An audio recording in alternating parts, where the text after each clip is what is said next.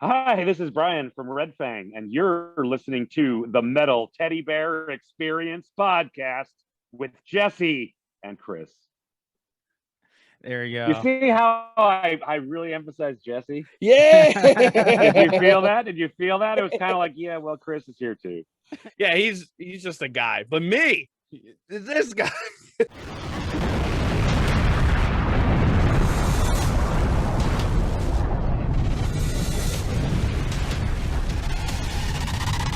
Metal Teddy Bear Experience has begun.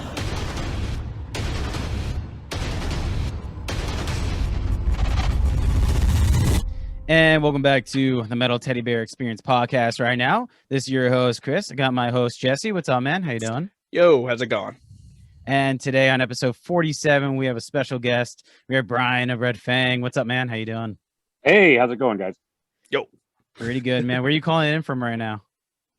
Portland, Oregon. Sunny, windy Portland, Oregon. Yeah, I see that actually the wind blowing right behind you with the hair and everything like that. I wish I had some of that right now. I've been stuck inside all day. Ugh. Yeah, I'm just working on my production value. That's sick. Actually, there's no wind. It's just computer generated. It's actually Exactly. better production value.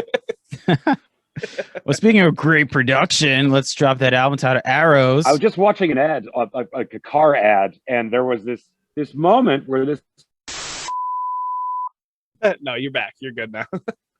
I was going to tell a really riveting anecdote about a TV commercial I saw.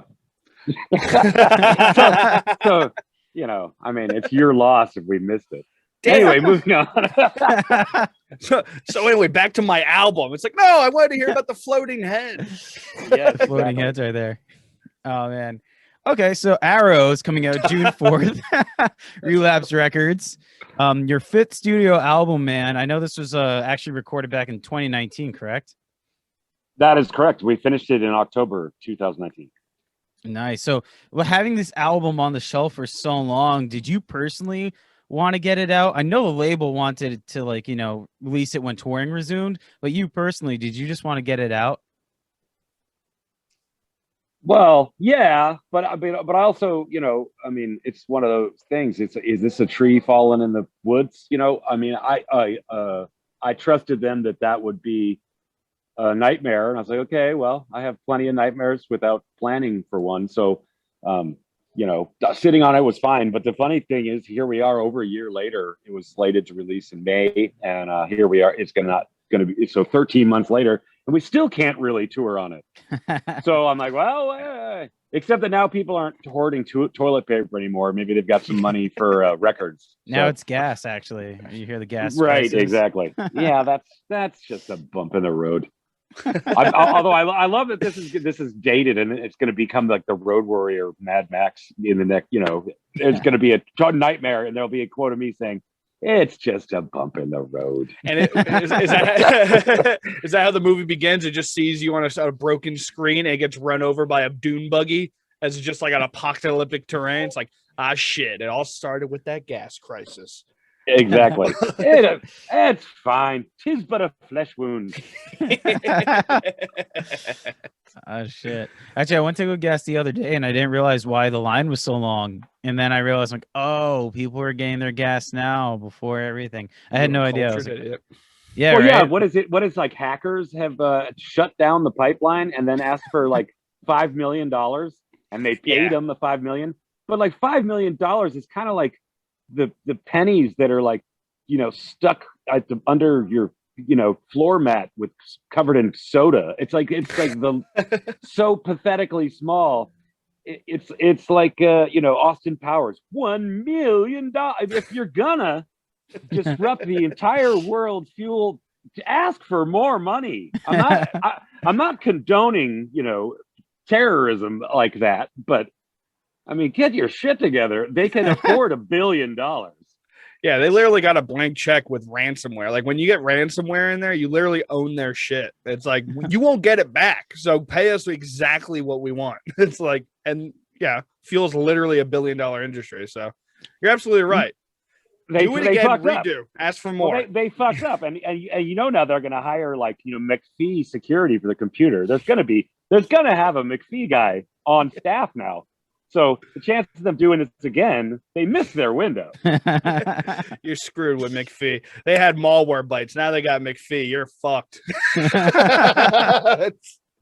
fucked. You'll never get your McPhee with McPhee.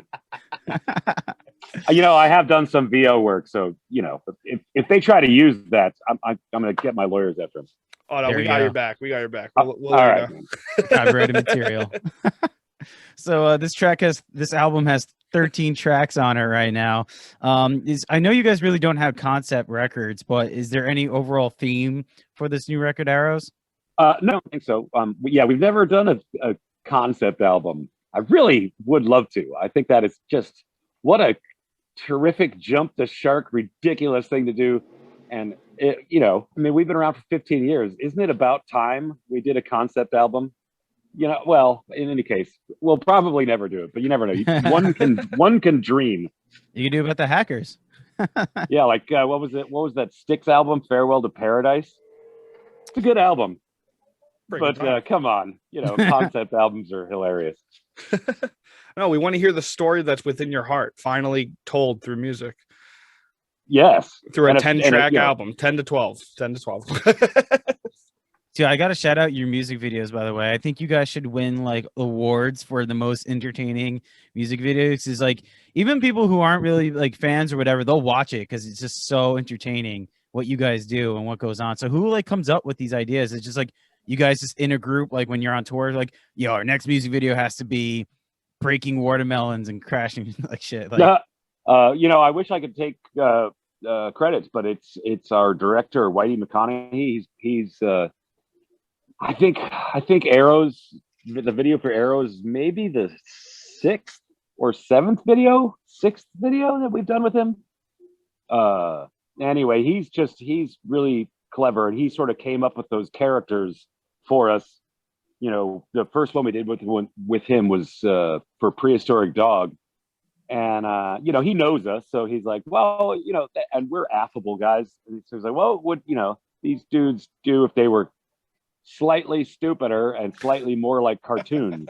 And you know, so it really wasn't a stretch for us. It's like, well, just be us, but just dumb it down a little bit. But yeah, but those are his ideas, and it's, you know, he just out of the blue, generally he will send an email or, you know, text one of us and say, I've got an idea for a video. And then we meet up at a bar and we just riff on it. So, you know, he takes our input, like, you know, what should we chop up? That kind of thing. So we get involved and it's a fun process, but really the kudos should go to him. And, you know, he's just done a ton of great videos. He did a video. The first video that I saw of his that blew me away was for a band called Panther from Portland. And the video has got to be 20 years old now, but the entire video takes place inside a cardboard box, replete with a working cardboard turntable, cell phone, dog, and he made every single one of these things, and it's just so beautiful, and it's so hilarious, and such a unique video, and he, you know, and did it on a shoestring budget. So we started haranguing him a long time ago, like, you should do videos for us. And he's like, nah. But anyway, finally he had an idea that he thought fit for us. And now it's you know, it's something I look forward to. It's not that I need a reason to come out with new albums, but I know when a new album's coming out that we're going to get to do something dumb. is there ever a time where the label kind of like intervenes? It's like, all right, that's too dumb, guys. Like, we can't do that. Like, is there any? Oh no, they're like, no, be stupider. I think if anything, They encourage it, enablers. that's Yeah. right. God damn. Yeah, it's also really cool because it's refreshing, because most of the time, especially music videos, it's like, what is it, performances or live video? It's like, I enjoy those, but it's like, I've seen you live. I don't really need to see, you know, it's like, but then you go to your videos, it's literally a small narrative of you guys murdering LARPers in a war for the park. Yeah. Yeah, you know, it's not, I like you say, I mean, you can go see a band live. You don't need to see someone air guitaring over an album. I mean, that's goofy. So, I mean, you know, that said, I like music videos that are playthroughs too. Yeah. You know, Well, Whitey did a video with Whores, and they and it was just a playthrough video, but it just looks so good. I mean, there is something to be said for a good director making something like that where there isn't a storyline and it's just the action of the band sweating it out. And I think that in that case, and there's been plenty of others, but that's a great example of just capturing the kinetic energy of a live show. If you can't go see a band every time you want to listen, every time you want to, you got to wait around a year or something. Yeah. Well, metal also has that like stance where like they always have to be so serious in a way. Like it's like brutal death metal. You always got to like show on like something like really like look how hard we are, look how brutal we are. Yeah, that is definitely a pitfall we are staying as far away from as possible. I mean, I don't even want someone to arm wrestle me. I was like, man, no, I just like playing music. You want to come down? We can drink beers and listen to music. There's no puffing up. That would be a terrible situation if there was some kind of fog machine and they drew abs on my body or something. You know what I mean? They're like, I can take him. That would just be a terrible turn of events for me. Oh man. Well, yeah. Was it like Lamb of God had a rule back in the day? No smiling on stage. No. Yeah, they said it. Well, they themselves said it in the Kill Switch Engage DVD for the one that came out after End of Heartache. They were like, yeah, they're so fun because they were talking about Kill Switch being so fun and goofy. And I forgot it was Randy or Mark were like, yeah, we had like a rule in early days of Lamb of God, no smiling on stage. We had to go on there and just be hard. I was like, I appreciate that. I was like, oh damn. My Lamb of God story is that we were playing a festival and they were also playing it, and the bass player, I can't remember his name, Campbell. Yes, well, he was in the tent that they had like Xbox or PlayStation set up, and they had like a first person shooter, special ops or something. Anyway, I'm really not good at those things, but I was like, hell, I got downtime, so I sat down. Me and David. And the Lamb of God bass player was playing as well, and I sat down and started playing, and it was just spawn death. I think I racked up like 35 deaths in like under 6 minutes, and I was like, this is bullshit. And I look up, and it's the fucking Lamb of God guy that he's just destroying me with a totally straight face. Oh my God. Although he was very personable, he didn't strike me as a no smiling rule guy. But yeah, I think that is a thing for some genres to some degree. It's like, well, our fans aren't going to respect us if we don't put the fear of God into their parents. Yeah, right. If my parents let me listen to you, you ain't hard enough. You have to be a rule that your album's not allowed in my goddamn house. Yeah, man. If it's not banned, it's not getting spun. Yeah. Oh man. Well, actually, speaking about one of your videos, Cut It Short, for anyone who doesn't know, that's kind of when the band members have pet peeves and you guys get annoyed at each other. I'm actually curious, how many of those are actually legit, like actual real like occurrences where you got annoyed at each other for like, dude, the one that made me laugh so hard is when the guy took the straw and was picking his toes with it. Oh, that made me laugh so hard. I forgot which member it was, but it was great. I think that was me.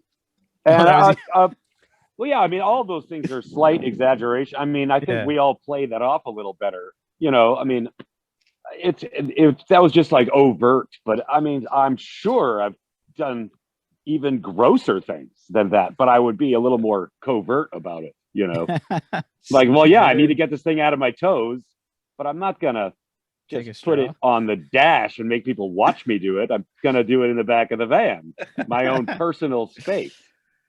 Oh man, yeah, reuse, and you like to reuse plastics. So oh yeah, man, I'm drinking toe jam for the planet. Yeah. It's good for my gut bacteria. It's got it's good toe jam. It's like Activia. for Road Dogs. Oh shit! I like the one too when you guys drive away from John when he's trying to get into the van or whatever, because we've all done that. I've done that to Jesse twice, one on purpose, one by accident. Yeah, you ran my foot over. Fuck leaving me. I'd rather you left Oh me. my You ran my God. foot over. It also didn't surprisingly hurt, I guess, because it went over so fast. When I saw the tire, my toes were gone. I was like, did I just break my foot? Is it gone? And it just didn't hurt that. I was like, okay, so I got lucked out, I guess, suppose. I was like, great, all right. Well, yeah, get the hell out of here.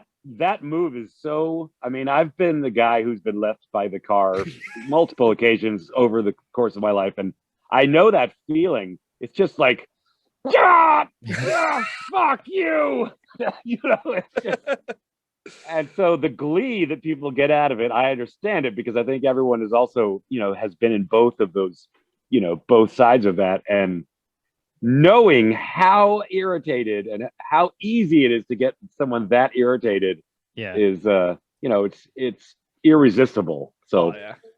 I mean, I'm a freaking adult now. I don't do that to my friends anymore. But well, I mean, we'll see. I mean, don't piss me off. I just might start again. I think my favorite part of that is well, I know I do this. I definitely know this is like a common just person being pissed off. The reach for the handle, drive away, and the hand just clapping the side of the thigh. Just all right, and then you're like, is this really gonna keep happening? And when it just keeps inching closer, you're like, dude, this fucking sucks. Also, I'm out of shape. I don't want to run because if I get the door open, I got to X Games it now into the car. We were going to get McDonald's. Like, I'm not gonna break something for McDonald's. I'll walk. I probably need to walk. I probably. Yeah, I think that's probably my solution, is just sit down and see if they ever come back. Yeah. I wonder if I'm gonna have to find a place to rent near this gas station. Yeah. I was talking to Oscar from Hammerfall, and he actually said they forgot. I forgot which member, but they actually forgot someone. Like, they were like almost like an hour or two because they thought that he was sleeping, I think, in the RV or something. And then like it was this whole big thing, and international whatever, they couldn't get in contact. Back then it was like really hard, and they actually left him like an hour or two away, so he had like find some way to get to the show. It was crazy. Ouch. I mean, I can see that happening, but man, you better buy that guy some beers once he finally makes it to the show. Yeah, you're gonna eat a little bit of crow. I mean, but I've heard of that happening enough times that we are religious about it. It's like we don't start the car unless everyone is heads up. We have, it's like we check and double check everybody in. And if someone's asleep, like David, oftentimes he's like an old hound dog or something. He can sleep for like 22 hours a day. It's just like wake him up for the show and he's going to go back to bed. But, I'll be like, make sure it's like check to see, is David in? And we don't do it unless we have verbal confirmation. So, because I mean, and also it just sucks if you got to turn back around. It's going to screw up your whole day. Oh yeah, how am I gonna? Yeah, I mean, how am I gonna do sound check and then fuck off for 2 hours? I'm burning up all my fuck off time, Also, for that Hammerfall story, I think that was just writing credit negotiations. He wanted his name on the track, idiot. Leave him. Let him simmer. Let him marinate. That's a pretty aggressive I can see it happen. Negotiation technique. There's one egotistical fake rock star that's like, he wants to be on my song, ain't happening. Leave him at the Getty. Let him think about it. We'll be back. Yeah. Jeez, dude, that's rough. That is rough. Then you got to wonder, should I be in this band? Yeah, you just sign up for college while you're there on your phone. You're like, I'm just gonna go to college. Like, fuck that. Yeah, exactly. It's just not worth it anymore. What does data entry pay these days? Yeah. Speaking about videos, which one is going to be, would you want to do a video for next? I mean, just looking at the title tracks, Fonzi Scheme kind of seems very interesting to have a video for. Well, no video planned for that one yet. But yeah, if we did a video for that, we have another video that's coming out in I think in like 2 weeks or something. It'll be like a week before the release of the record. And then same director is going to do another video, which should also be out around when the record comes out. So we have 3 videos for this record. But if we somebody magically comes up with budget for a fourth video, I would love to get Henry Winkler in there. It would just be amazing. That's I mean, what it kind of writes itself, but I'm not sure if he'd be down for that. Yeah, I don't know. I mean, he's kind of a famous guy. Yeah, he's all right. Some people know Yeah. about him. He's kind of cool. Well, Chris is actually getting married. We can cancel it. We can Venmo you. Send our Venmo in the chat before you leave. We'll Venmo you. How much was it? 30,000 the wedding? We'll send you the money and we'll get the video going. And you get out of having to get married. Yeah. Do that problem solving on the Metal Teddy Bear Experience. Yeah, and we just get our logo in the corner, just the Metal Teddy Bear logo in the right, very tiny. We're only asking about an inch. We're asking for an inch. Yeah, maybe you can get the divorce court judge to wear a pin or something. Yeah. It's like, who we advertising for? These people all look sad. Do we really want them listening to our show? So were the videos recorded back in, because I know the album was done in 2019. Did you record them over 2020 or were they done recently? When did you get time to film them? Yeah, the Arrows video was filmed before COVID. Also, it was everything pretty much. We were so ready to go, man. Everything was set. The vinyl has been pressed, I think, for over a year now, just sitting, gathering dust. So it finally gets out of the box, which is great. Jeez. Damn. I know, a year, damn it. Yeah, it's so wild, dude. Like, I don't know how, like, yeah, you guys did that because so many bands said they had records. Like, Every Time I Die, I think, is still holding on to their record. And they released like 2 singles, but it's like no word of their record. Huh? Yeah, well, I mean, I think it's tough. I mean, we talked about, like, as far as booking tours and that kind of thing. It's sort of like the rock and roll machine is like a hose with a crimp in it.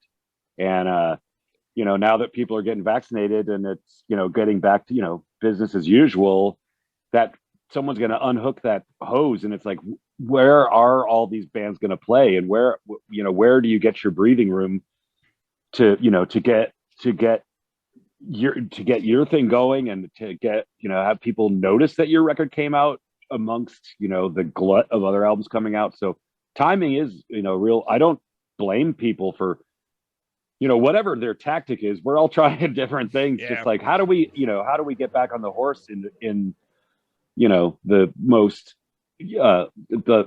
the least unpleasant way. It's tough. We were just talking about, all right, well, so how if we're gonna do this, like getting venues, generally your first hold or second hold, we're talking about 10, 12 holds, you can be back because it's just a glut of everybody doing it all at once. So if you're a band that hasn't waited 5 years to put out a record like us, maybe you can't afford to wait until, fall. And maybe that is the right thing to do. 5 years is just ridiculous. So I'm like, I don't care. I don't care what's happening. I don't care if Satan is crawling out of the earth right now. We're putting this record out. He might like it. Give him a copy. We have a bunch of vinyl. Exactly. We have a bunch of vinyl, baby. You guys actually had that cool vinyl too with the visible ink or something, right? That sounds amazing. No, but that I mean, or is it the clear vinyl? You guys have some special, right? It has liquid. It's a clear vinyl with liquid in it. It's like a lava lamp for your turntable. Yeah, that's cool. Is that sold out now, or is that still available for pre-order? It is, and supposedly I'm getting one. I haven't seen it yet. I mean, you don't even get your own. I don't know. They say I'm getting a copy, but I haven't seen it yet. So I don't know. We'll see. Dude, that's wild. Yeah, I don't know if they're cost prohibitive to make or what, but I think they only made like 400. So yeah. The only time I ever seen that was with the Black Dahlia murder, and that thing was like wild. I didn't realize it was just slime. I was like, what? I was just like, dude. Did you crack it open and find out what it was? No, it was sold out. And it was $100. I got screwed out of it real quick. I was like, damn, I want it. Well, vinyl's huge right now. I like to think that it's the same kind of stuff that was in your Stretch Armstrong. Yeah.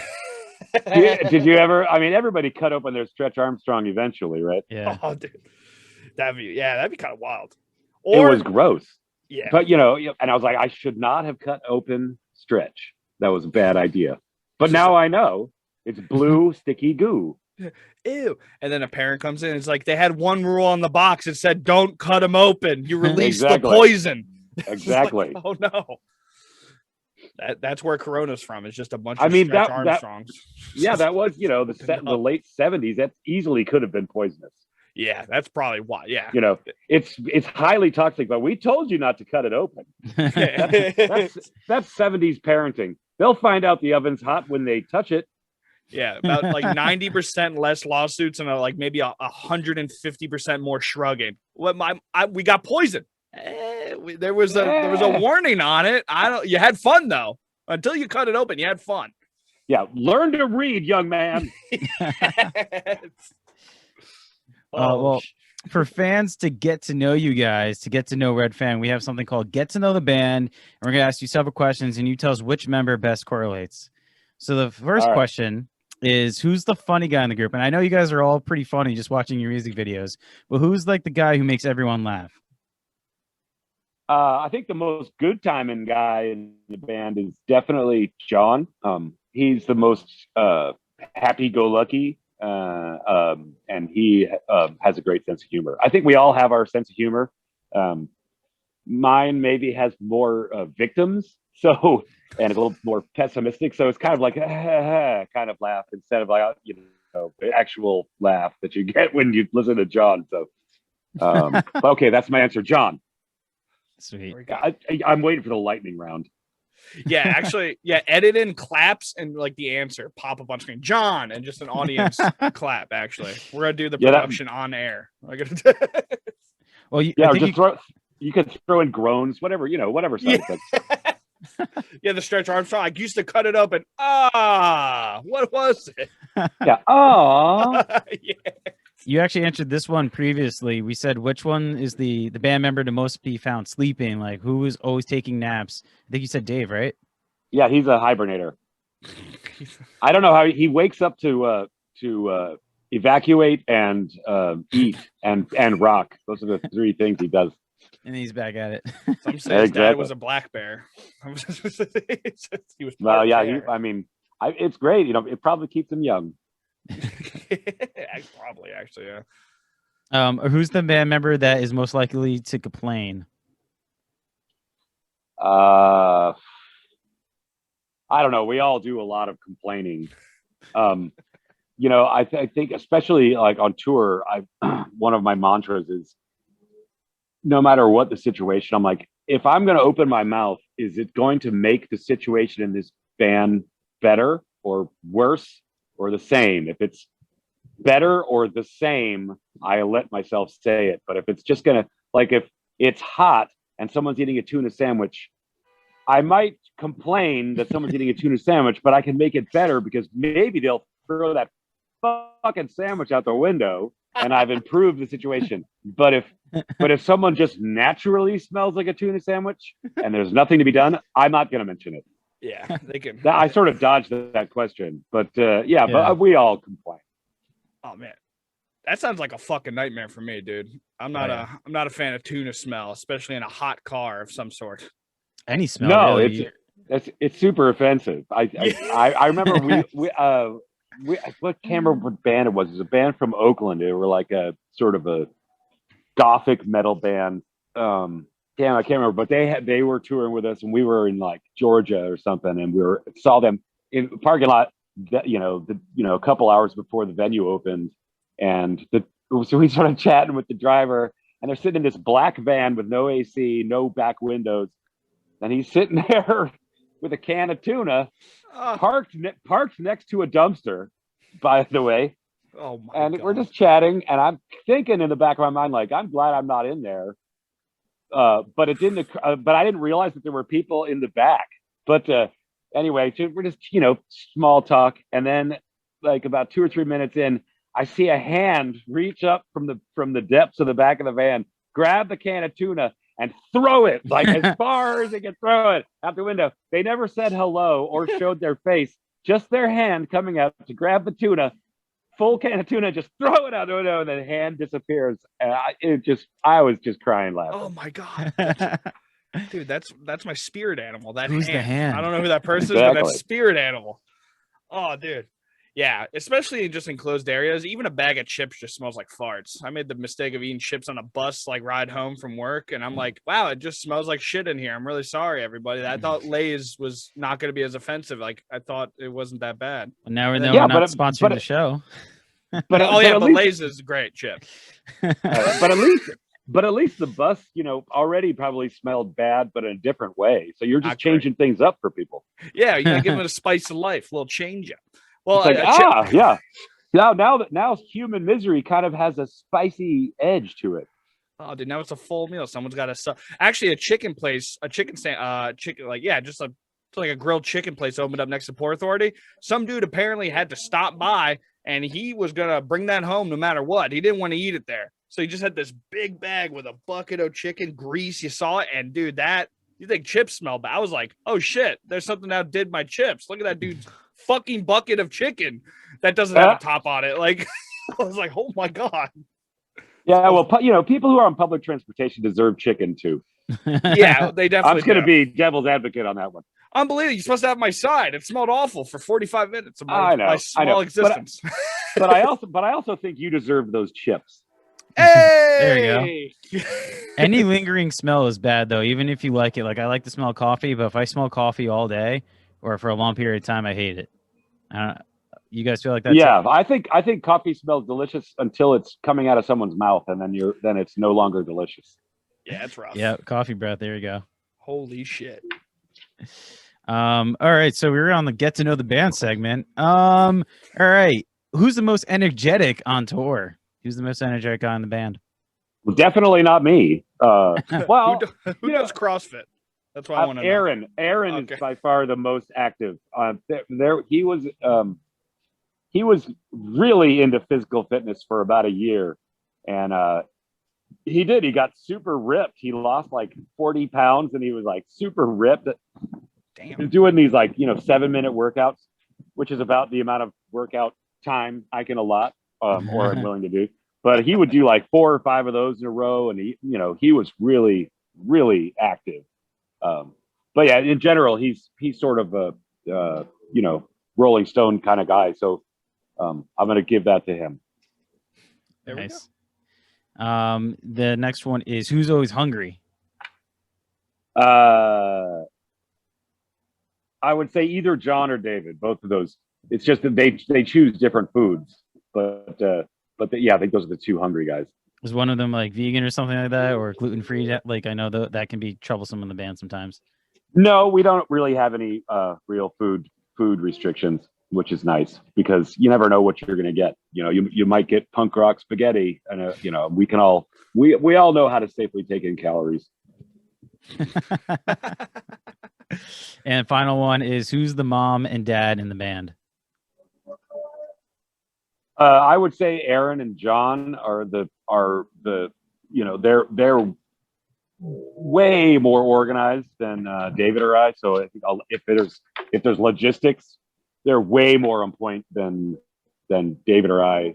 And because we tour with a really small crew, we have a front of house, and our tour manager Chris is also our merch guy. So he's got to wear a lot of hats, and he basically is working all day long. So anytime we can pick up the slack as far as tour managing, advancing shows, or booking hotels, that's John and Aaron. Mostly John, really. He's really killer at booking flights. Like we've had some people that have worked for us that they're putting together flights, and then basically John will look at their itineraries and the bottom line, how much per ticket, and if anyone else does it but him, he's like, that is ridiculous, and then he just goes crazy. He's really good at it, and he'll be like, all right, like 3 hours later, he'll come back with like, okay, these flights, this is a 6-hour less travel day. We all get window seats. and window or aisle seats, and it costs $300 a person less. He's just really good at it. So so some point, probably 4 or 5 years ago, he's like, no one does this but me. He's super good at it, and I'm so glad. I mean, I think he gets a perverse pleasure out of it. You know, turning screws on the airlines, because that's what they spend all day doing, is trying to screw the passenger. So anyway, so yeah, I'm really happy that those guys have the skills they do. Who knows? I mean, who knows? We'd be sleeping in a Lowe's parking lot if it was up to me.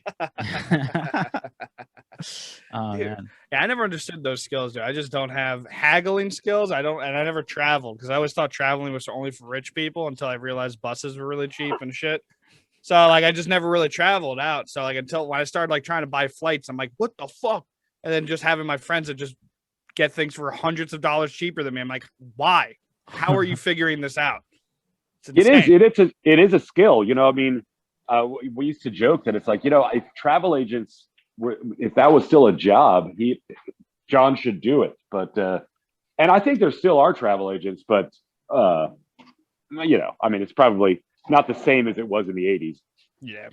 But yeah, I mean, it's really overwhelming. If you don't know the ins and outs of their websites, you're not going to see what you want to see. They're going to try to put you in the flight that they're having the most trouble putting asses in seats. You know, they're not going to be putting big, bright, flashing lights and look. You're going to save a bunch of money and 3 hours of your life back. That's not what they're in the business to do. Yeah. An actual true pop-up ad. Oh my God, you could win this money and save your time and have a great vacation. Oh, thank you, JetBlue. I appreciate it. Yeah, right. Thank you. Well, I heard something about Chompy and how you guys are going to try to correlate something with Dungeons and Dragons. Is that actually real, or is that like a joke kind of thing? It's not a joke. Yeah, it's kind of my passion project. I've been championing it for a year now, and it's coming together. It is. We have the module is ready to beta test. We have characters all worked out. Basically, the generic, you know, storyline is that you play as one of the members of the band, and for whatever reason, we're hockey players. Okay, but that really, don't let that throw you. You think I'm high or something, but I'm telling you. And then we get transported into the Dungeons and Dragons universe, and we are enlisted to collect the bones of Chompy, and then I believe I haven't gotten to the end yet, so I don't know, but I believe that you fight Chompy at the end. Damn. Sounds like. But I'm excited about it. Like I say, I've been working on this. We're trying to find a home for it. Yeah. If it doesn't happen, it's going to make me real sad. And, you know, and it might not. There's all kinds of ideas that I've had that haven't happened. So this might be another one, but I hope not. I mean, I think it's going to be really fun for people. It sounds like a legit. Well, yeah. So it's like, because was it Black Dahlia released a Dungeons and Dragon campaign for their new album? I think it's super doable and also super fun. I saw that, and theirs is great.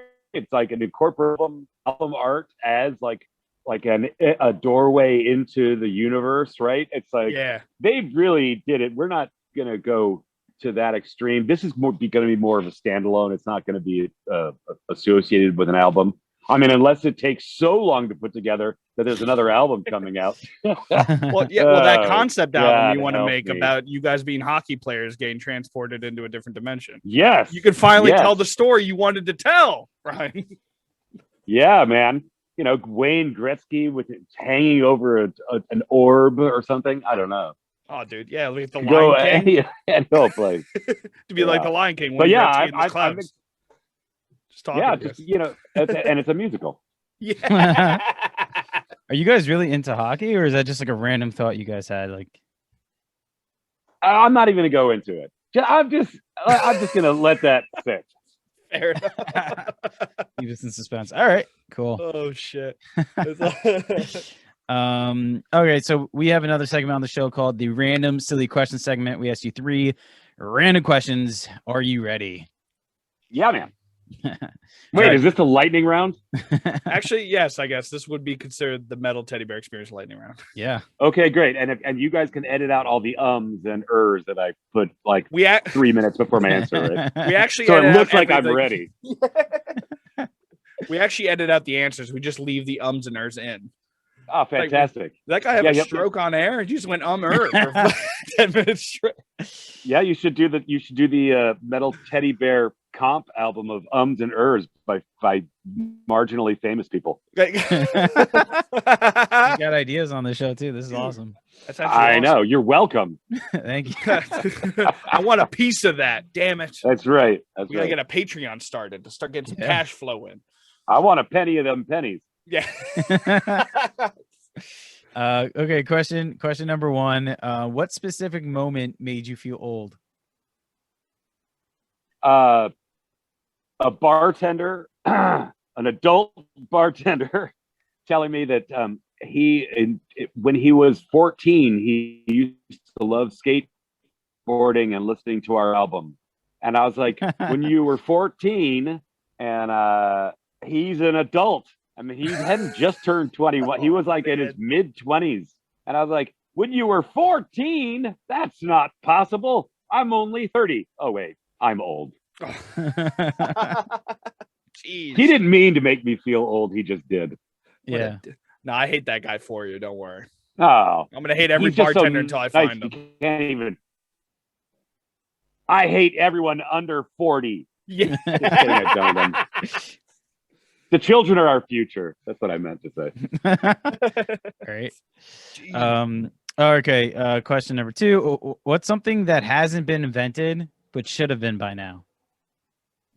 The bath towel with the drawstring so that you don't have to do that weird wrapping thing to keep it on your waist. What?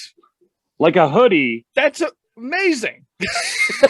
I know. If you guys make that, I want pennies on the penny. Just blew my mind right there. I know. And that should be invented, right? Yeah. That was literally the best outcome of that question. I mean, if you know somebody that can sew, they could probably make one for you. Yeah. I'm gonna Right? figure it out. I got fat fingers. I might get a lot of punctures, but I'll figure it out. I'm gonna create this. Jeez. Yeah, and you'll use it. I'm Yeah. telling you. Oh, dude.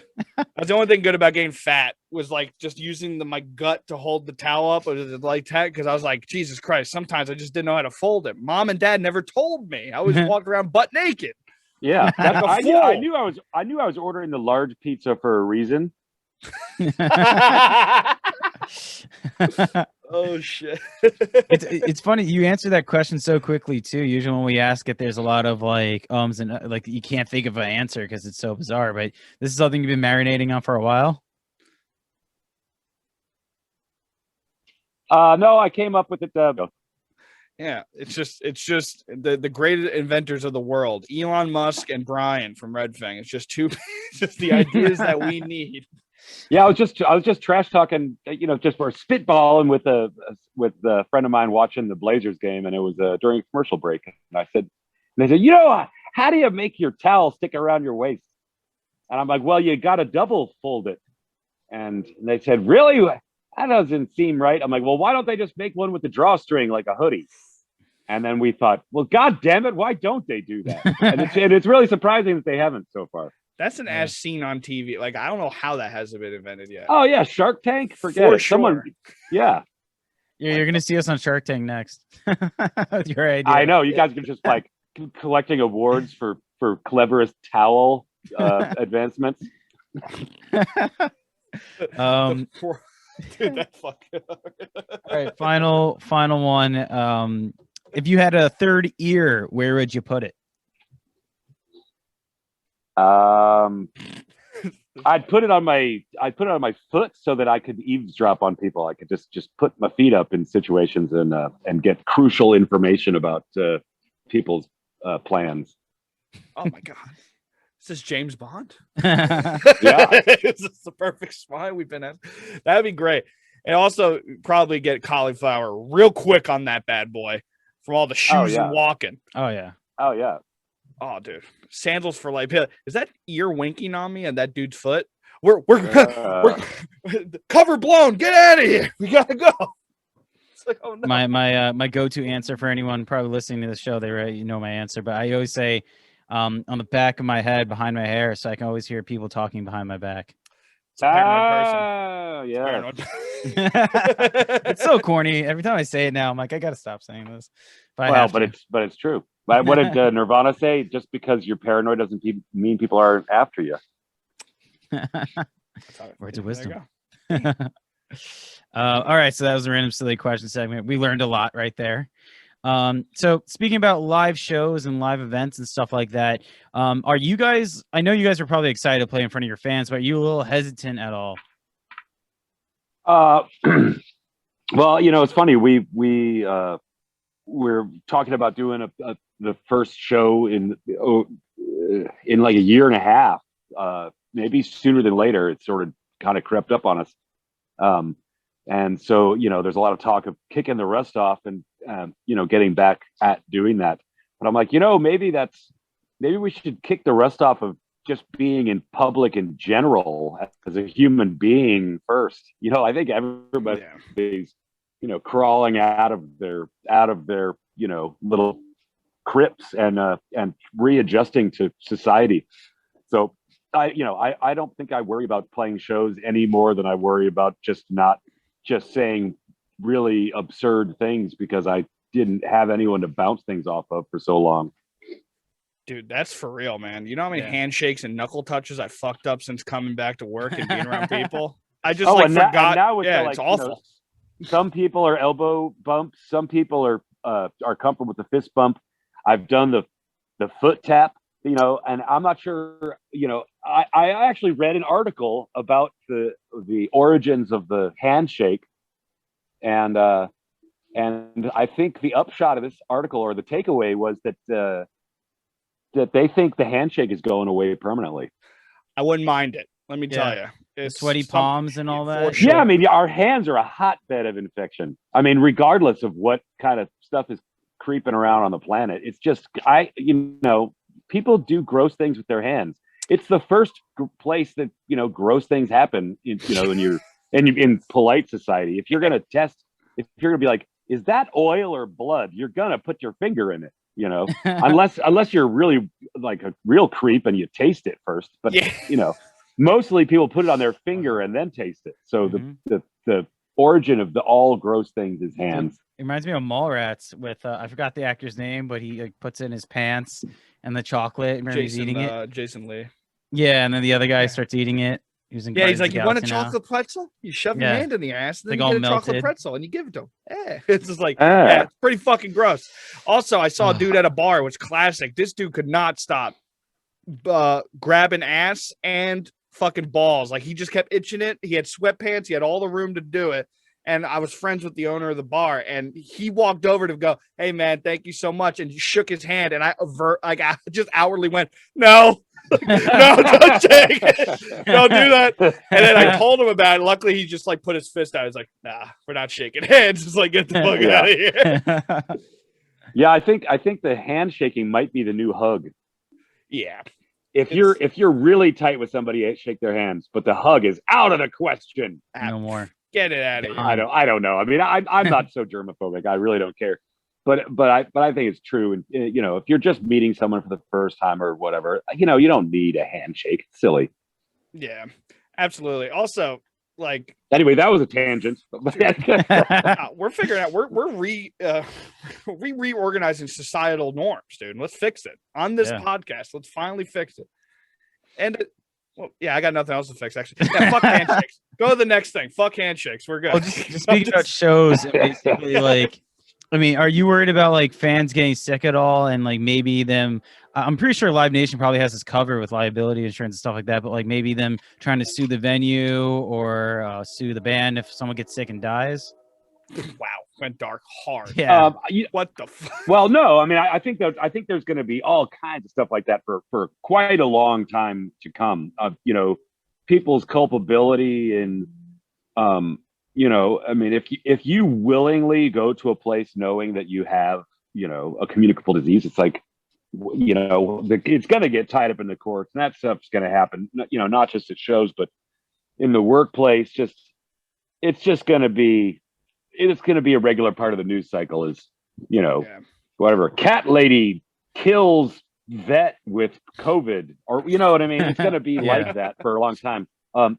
We are very much in the camp that, as much as I want to play a show, and we did talk about, maybe we could do outdoor events and that kind of thing. We're like, if there's any chance that we could be part of a super spreading event, and I do not want that on my head, that even a couple of people go home and give it to their grandparents and kill one of their grandparents prematurely because of a show that we put on. That's not a responsibility I want. And I don't, people that are just jumping out there like, it's only COVID. It's like, well, fuck you. What happens when your grandparents die because some idiot wanted to go to a rave and he got sick and killed your grandparents? Yeah. It's like, what? Come on, people. It's almost freaking over. Let's just be adults here. Just, a little bit of of whatever. Just you don't have to have immediate gratification. We're all going to get back at it. It's going to be awesome, but let's just wait until there isn't, the guy in the back of the show isn't wearing a black robe and has a sickle. It's like, right. Let's wait till that dude's not on the guest list. Hey, can we get that guy out of here? Actually, he's been creeping me out since I got here. I'm just trying to drink some Tito's and vodka, and that weird Grim Reaper guy is just chilling.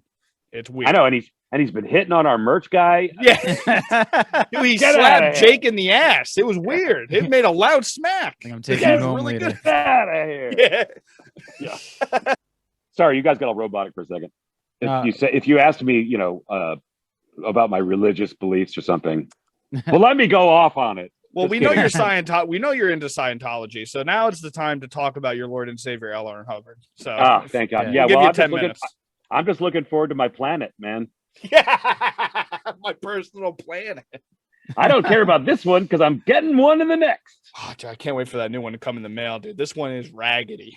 This one makes a lot of sounds. And I gotta give it up to L. Ron Hubbard for making a modern religion. That's pretty badass that he could sucker educated 21st century humans into getting into a new religion that is clearly makes him rich as fuck. It's wild. It's so crazy.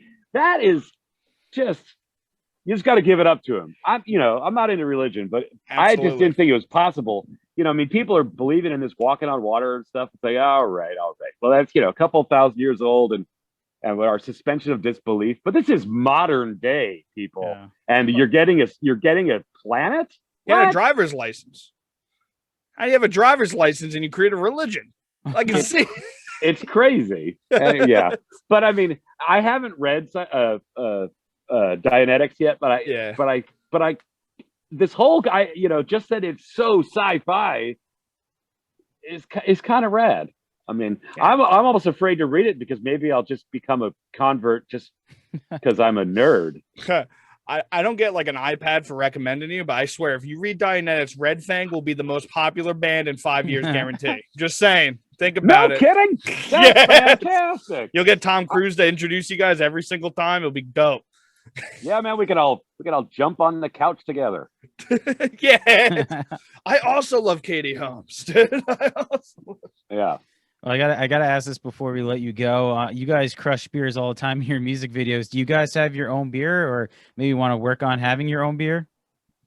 We do have beer coming out. It's getting canned this week. I haven't tasted it yet, which is embarrassing. But it's been brewing, and I've been told it is the most delicious malt liquor you'll ever have. And I was like, guys, malt liquor, really? But they're like, no, trust us. It's really good. I'm like, all right. So is this But one? anyway, yeah, it's a local brewery called Wayfinder, and it's gonna be the Red Fang malt liquor, and it's gonna come in extra large cans. Awesome. And Anyway, so yeah, I get to try it in the next couple of days, and I'm a little dubious because I've had some some Moosehead hangovers before, and I'm like, I've involved myself in like the Edward 40 Hands parties. Yeah. And none of those things lend themselves to a great day the following day. So, but I'm intrigued, and I believe in the people that are making it. They say that it's not the nightmare that it might sound like. Yeah, but how cool would it be to put yourself in the Hurt Locker with your own beer? That'd be kind of dope. what was the name of the beer again? I'm not sure. Well, the company is called Wayfinder. Okay. Is it just called like the Red Fang beer or something, or do you guys have a special name for it? Man, I'm a terrible spokesperson. I don't know if it has a name or not. The prehistoric I just know it's dog going to beer. be in extra big cans, and it's malt liquor.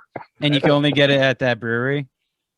I think, I mean, depending on its popularity, I imagine it will get out of Oregon. That would But currently, it's small batch brewed here in town. They've got these like 2-story tall vats, but the way people drink beer in Oregon, I figure demand will out race supply pretty rapidly here in my home state. Jeez, be like Mad Max, but instead of water, it's beer. It's just like every time we reach the border, bandits come and take the Red Fang beer and chug it. We can't make it out of the state. I'm just happy that you asked me that question. I could answer in the pod.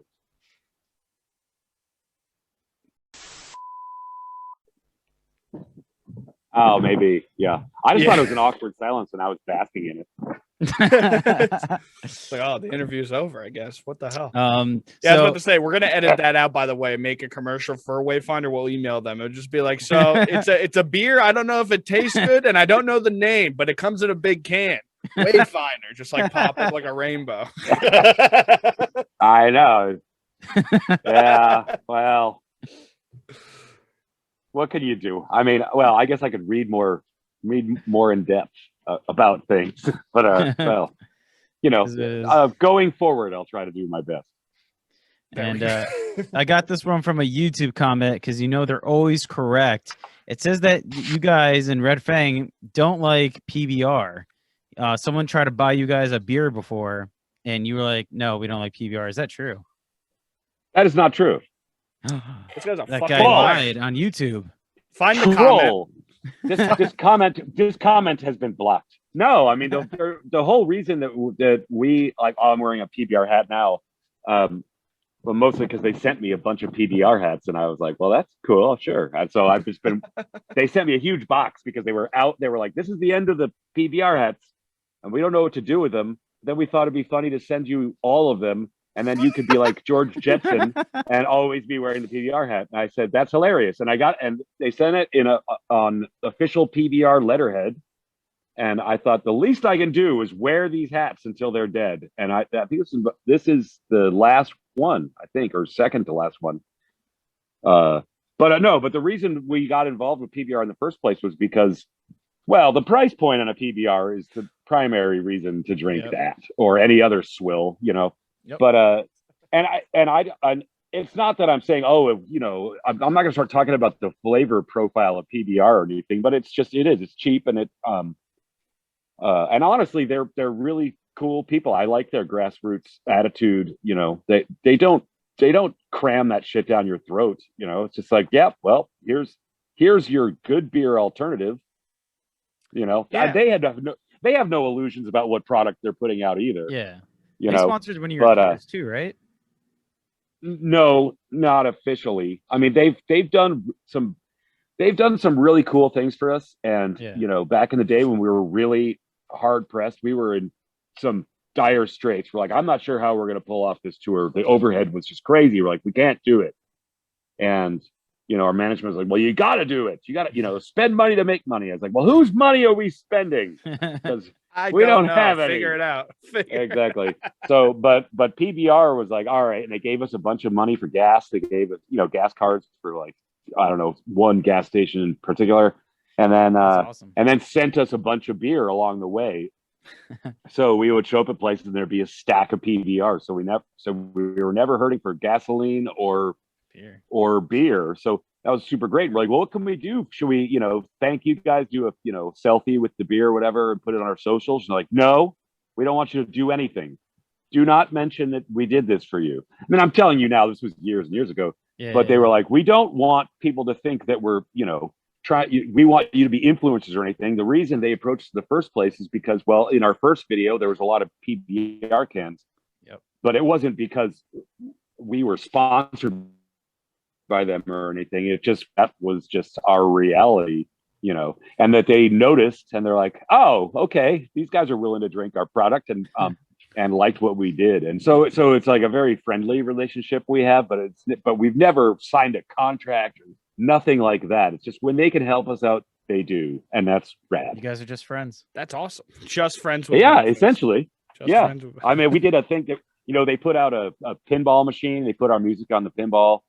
The PBR can crusher. It's the back glass. The back glass is I think Dirty Donnie did the artwork for it. That's like sick. The same guy that did like the Metallica back glass. And we're featured in there, little tiny versions of us. And anyway, like, so one tour, it was when the PBR machines were out. There were, you know, there's not that many, maybe 20, 30 or something. But we did a tour. So we'd play a town that had the machine. We sort of did an impromptu, you know, we can meet fans and they can buy me a beer and pay for pinball for me, which I thought this is a great, you know, goodwill tour for me because I love pinball and free beer. But anyway, you know, so their local rep, you know, in the town would drive us around, and you know, we got to hear like the seedy underbelly of the PBR industry and stuff. And I complained to them about, you know, they own Old Style and a bunch of other like Rainier and a bunch of other beers, and I was like, how come PBR is taking over all these markets? You know, one of the things I love about going to Chicago is that you know, all the Old Style signs, and it's like that's the local swill, and I love that, you know, or like Lone Star or anything like that. It's like, and they just sort of put a backseat on all those. And I'm like, well, that is just a shame.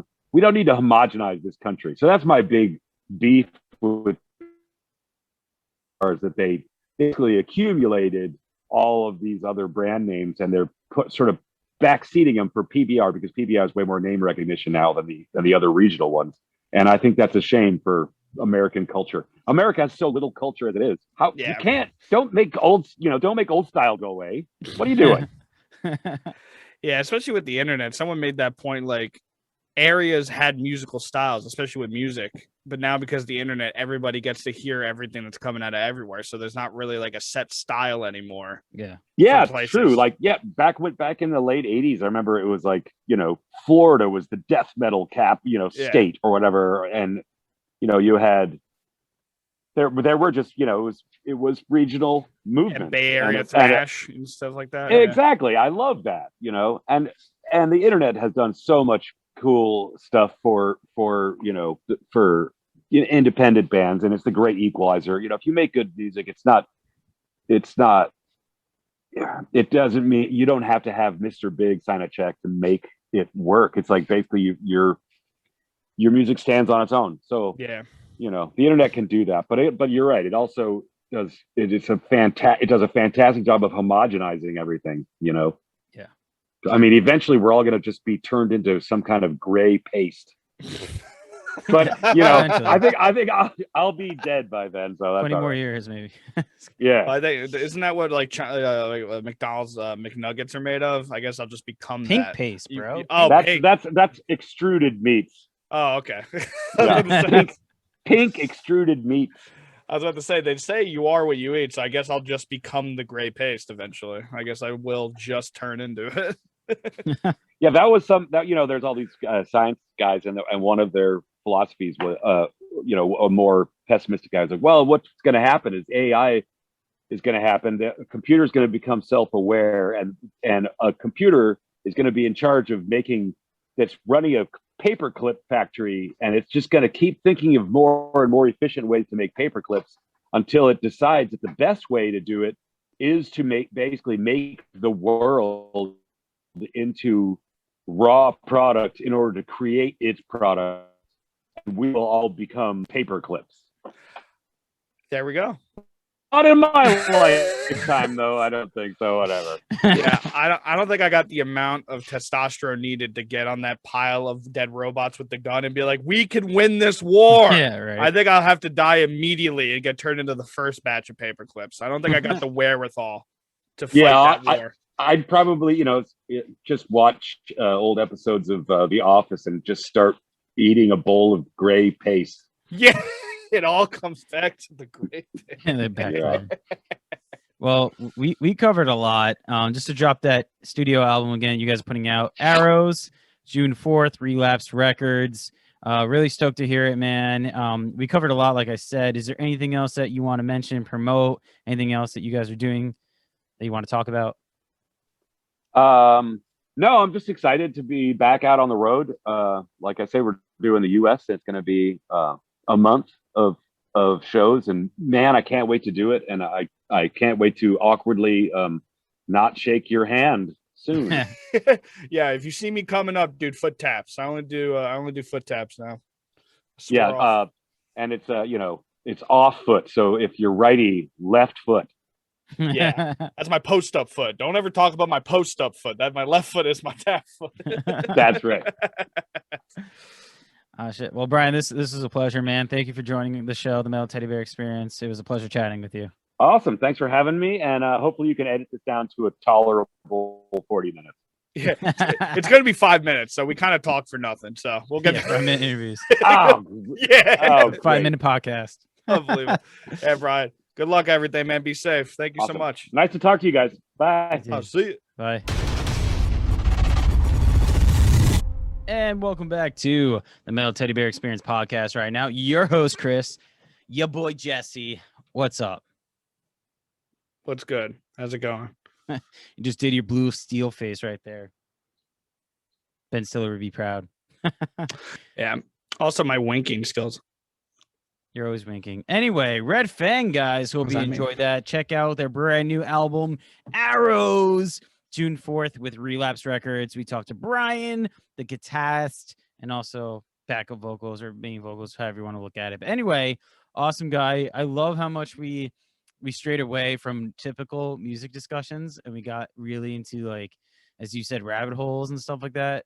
Kind of like the conspiracy theories too about the gray paste. Yeah, the gray paste is going to happen. I'm also going to talk about that a lot now with people. The gray paste, man. You don't know? So you believe the earth is round, and you believe we're all the shadow government's not just trying to turn us all into gray paste for robots to make paper clips. You're not. You're just a sheep, dude. That's the great thing. That's how you know a conspiracy's coming, by the way, if you didn't know. If people call you sheeple, wake up, sheeple. You know, like, they're not a bad person. But there's going to be a crazy topic coming your way eventually. They're going to say every American president was related to King George in some way. There's going to be something weird coming your way you're not going to see coming. You're going to be eating some spaghetti, and it's going to be like, hey, by the way, did you know there's lizard people? And it'll be like, that's kind of weird, Ronnie. I thought we were just enjoying spaghetti. But you called people sheeple. I kind of saw it coming. I'm not going to lie. I prepared for this. So just let you know. Oh, we can end the podcast. That's the clip for the show. I'm using that. That's the clip. Yeah, your face was rock hard. I was just like, wow, you're no selling the shit out of me. I'm using that as the clip now, dude. There you go. It's perfect. Go ahead, I guess. Fuck me, right? I didn't put up the straw hat Jolly Roger to get no sold on my own podcast. Oh man, supposed to great. Fake laugh. Don't you have a Jimmy Fallon fake laugh to hit me with? It's true though. Have you ever fucking heard that? Okay. So anyway, I'm fake laughing right now. No, I'm not. Thanks. Oh shit, Relapse Records. Check out their vinyls. They're really cool. I I really hope this wanted album that. bombs now. I hope they suffer too for that. I hope everyone fucking fails. All right, Jesse, I got another. I got another curveball for you. Fine. Most anticipated albums of this year. What are you looking forward to? Mine was Gojira. That came out already. Light the Torch and Red Fang. You know, I already heard Light the Torch, so that's not out yet. I don't really know like a lot of albums coming out. The ones I'm looking forward to though, I don't Every think Time I Die. Every time, yeah, but I thought you were just gonna shoehorn that right in there. Well, Every Time I Die for sure, but they haven't like I watched the Jordan podcast. Are you not gonna be excited for what? What? No, I'm gonna be. I just don't think it's coming out this year. What do you mean? Why? They They're haven't not talked touring? about it. They're touring this summer. It's Who done. cares? They haven't talked about it. Who? Every Time I Die. Yeah, of course not. They're waiting for like the out. Once they actually once shows like kick off and they do well and they don't get postponed. Like right now, is there any tour actually happening? No, right? But they're playing a once show. Yeah, they're playing a show, but like once actually tours kick off and do well, and it's actually like, okay, this is legit. Nothing's getting canceled. I think they're gonna roll out an announcement, roll out a tour. I think that's another thing too. Like Bryan was saying, getting tours right now with all these bands trying to book stuff like that. Like Des from Devil Driver talked about how he already booked a week in I think he said the Roxy in California. I could get the venue wrong, but he already booked like a whole week there. So whenever shows actually do happen, he said he's playing every night there. Devil Driver, he already booked that. It's kind of cool though, honestly. If Every Time I Die happens this year, Every Time I Die is my number one for sure. Spirit Box keeps saying about an album, but they just keep doing singles, and again, they haven't actually shown anything that would be an out. If they come up with an album, that's my number two for sure. Red Fang is fire, so they're always going to be involved. Gojira was in there already, and well, they're gone. So Don Broco just released they're doing the album, so they're in there. Mine, another one for me is Times of Grace. I know that's been like every year, but I mean, a year ago during the pandemic, Jesse and Adam said it was done. Jesse's been saying it nonstop. Yeah, it's been done. Yeah. So if that does somehow come out this year, maybe because of like touring and stuff like that. That's something I'm looking forward to as well. Yeah, I'm also curious how they change. Yeah, is that 10? That's not 10. Also, the new Lamb of God record, whenever that happens. They just released their year anniversary of their new record. So, there was actually someone I was thinking about. I think, I don't know, actually. Baroness. I think Baroness. I'm pointing at the picture right there. Yeah, you are. It's Baroness. I'm looking forward to that because I know I've mentioned this many times on the podcast too, but they wrote a whole album during quarantine in the original months or days, wherever you want, when it was like a real lockdown. Yeah, back when back when Corona wasn't cool, when we were the only ones following it. Back when Tiger King was the main topic of conversation. That's true. And Tiger making King bread was. at home. It's kind of crazy how fast Tiger King got thrown out. It turns out all you need is a race war, and then Tiger King immediately becomes not important. What? No one cares. Yeah, right? It's like, it's insane. It's so funny. It's not that funny, but I remember like someone said that. I remember it was like months in. I think it was the summer, maybe even like near the fall, like near the end of 2020. Someone said, remember that literally in the same year, like 5 months ago, Tiger King was a popular thing. I was like, yeah, I kind of forgot. It's like, holy shit. Yeah, this is like, damn, that's wild. Yeah, also, you get stuck in your house. You think time would move slowly? Crazy how sitting on your computer chair for about 8 months really flies. It's kind of weird. Also, actually shows in the podcast. Remember the first episode? I was like, honestly, my quarantine's going all right. And then the next episode, I was like, my girlfriend of 8 years, we broke up and I lost my job. Jesse, how's quarantine been doing for you? Have you been getting a lot of good new music? I've been slowly going nuts, I guess. It's kind of, like, I've been making a lot more money. It's pretty good because I still work. So, like, I haven't been spending any money. So, weirdly, it's been really beneficial. And I also lost 7 pounds somehow. So, it's been weirdly, hate to say it for all the people, not doing so well. It's kind of good for me. I've been lonely. That's about the only bad thing. And I know, Jesse, you've had a different take on the quarantine before. Last episode, you were like, dude, it's been great for me. I'm making money. This is great. I might look a little different. So apparently when you play your instrument and also watch Netflix for a while, you shave everything on your head off. So Yeah, and I also got furloughed. So a lot of things changed in that short week. Yeah, in I feel between like podcasts. it was last Saturday because we're recording this on Saturday right now. Hello, it's me. I guess the metal gods heard you. Oh my god. Just rub. I'll put it back. Just rub everything, You look like Casper. dude. I was like Uncle Fester. I can't Yeah. I can't have this window open because the whiteness just shines and reflects. I look like a deity, like I'm just coming from another realm when I open up Google Chrome. It's not good. Like, And you literally, shaved your head too. yeah, and I shaved everything. Yeah, I'm pretty sure the first episode you had a beard and hair, and then Dude, that's 2 weeks wild. in. Actually, it makes me really happy when you were like, you said you were doing all right. I'm like, how's it, Chris? Take my hat off. It's not going good. Oh shit. I literally lost love somewhat. I have one less person that loves me in my life now, and I lost my job. I'm kind of fucked. Hey, at least we've been going strong. We're 80 80, oh my god, 47 episodes in. So Yeah, what the fuck? yeah, how many weeks are there in a year? 40 52? 52. So Yeah, there we're we go. close. We only took 5 weeks off. Was that a year? Well, year actually I guess more because when did we actually start this? At the March or April? We could literally look it up. I don't want to look it up. We're Yeah, 'cause you- professionals. We you can know edit- this. You can edit this out. Just stop talking, and then we'll just bring it back. Yeah, no, it's wild. Yeah, I actually thought back to that episode when I was just like, wow, that's actually very comical. That like it went from literally me going, honestly, this could be a lot worse to, oh my god. I think you've changed the most too, just based on appearances. You know what I mean? Oh yeah, because I literally shaved everything. Okay, so it's happy year anniversary. It was about 30 days ago almost. Wow, look at that. April We should have done a 21st. year episode. Well, this Yeah. is when it is. April Added- 21st. Yeah, April 21st. That's kind of wild. Where's our year anniversary? Iris? No, I think it was Moontooth. Wait, a first episode? No, a year today. A year ago today, we released the Moontooth interview. Wow. We should never do any other interviews. You want to just re-interview everybody? All right, we'll start with Moontooth. I'll call him up. Yeah, we get. Well, actually, now we miss him. Actually, we got to do Kira, and then we're gonna go back to. Oh, bleed from within. Yeah, we gotta check it. Well, he Dude, actually could talk because Ellie's he just awesome. he was dope. Well, he just released a drum pack with Get Good Drums, so he does actually have something to talk about. I mean, he also had the Silosis record too. He's also the drummer in that band as well. Yeah, And they he's put out a record this past year, so he's fucking dope. Yeah, it's also it's kind of weird, isn't the Silosis guy in Architects? yeah, he's a guitarist. He took over for the brother. Jesus Christ, dude. It's weird. Also, I didn't know fun thing that you might know. Fun I didn't know. facts. I went into a hard cave-in dive. I've been listening to a lot of cave-in Mhm. and didn't know. Well, I don't know. He's not the original, but the guy who sings and plays guitar for Cave-In is the guy who plays for Mutoid Man in 2 Minutes to Late Night.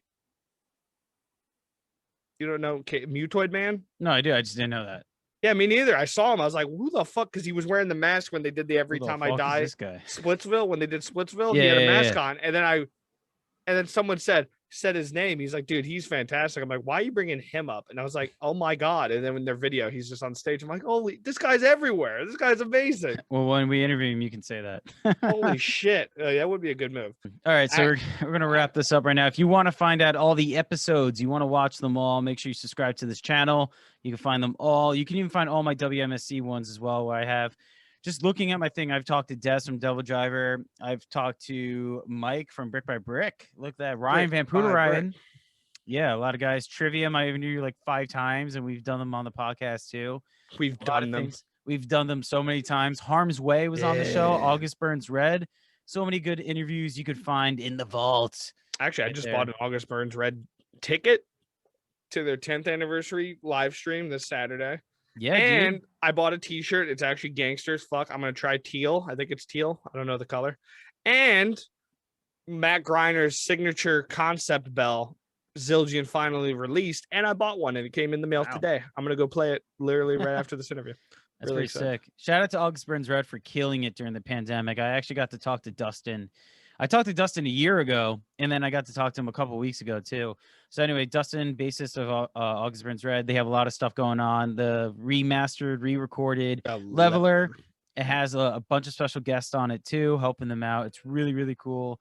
We get to talk about that. And they've been killing it during the pandemic because they've been doing live streams. I think they've done like 3, like a Christmas one, a random one.